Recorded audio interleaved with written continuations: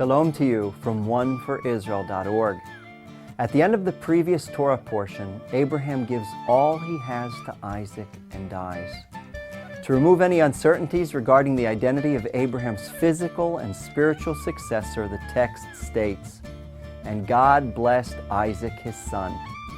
As is the case in the earlier genealogies in Genesis, the genealogy of the not chosen son and his descendants is given first, followed by the genealogy of the chosen son.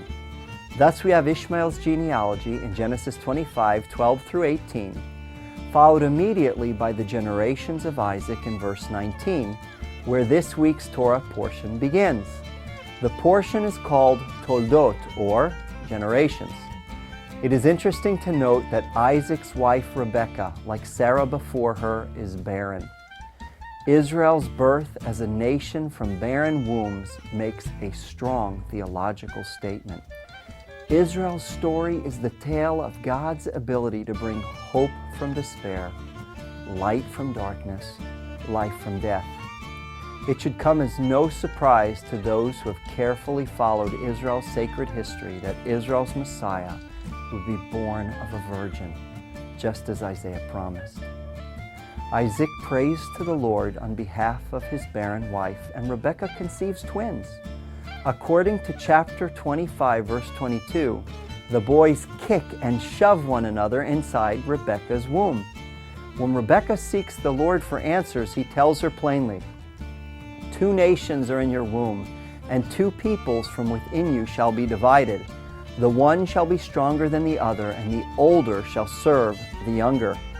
This is far more than a family feud.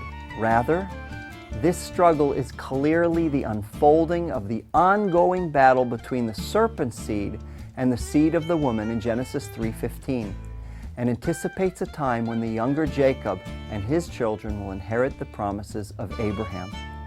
What is more, it is important to realize that the prophecy of Genesis 3:15 casts its theological shadow on the whole of this week's Torah portion. Given God's promises to Rebekah, we are not surprised that Jacob gets the birthright when Esau exchanges it for a bowl of beans. And though the Torah doesn't teach that the end justifies the means, Jacob's deception of Isaac in chapter 27 lands him one of the most important blessings in all of Scripture. Speaking to Jacob, Isaac says, "Let people serve you, and nations bow down to you. Be Lord over your brothers, and may your mother's sons bow down to you." Please note that the promises of this passage far exceed the Jacob we find in Genesis. Nowhere in the Torah do we find nations bowing down to Jacob. And it is Jacob, rather than Esau, who calls his brother Lord. Again, this passage finds its origin in Genesis 3:15, and its fullness only in the Messianic King, Jacob's greatest descendant. Several Messianic prophecies describe the Messiah's rule over Israel and the nations in ways that echo Isaac's blessing to Jacob, two of which are worth citing. In Genesis chapter 49, verse 8, and in verse 10 we read, "Judah, your brothers shall praise you. Your hand shall be on the neck of your enemies. Your father's sons shall bow down before you. The scepter shall not depart from Judah, nor the ruler's staff from between his feet, until tribute comes to him, and to him shall be the obedience of the peoples." The second is found in Psalm 72, a passage that not only describes Messiah's rule using several key words found in Isaac's blessing, but also alludes to the defeat of the serpent in Genesis 3.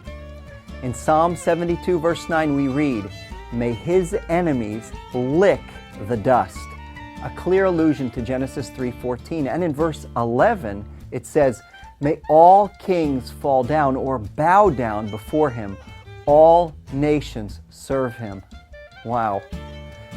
May we see the fullness of these promises to Jacob come to fruition soon and in our day. Even so, come, Lord Yeshua.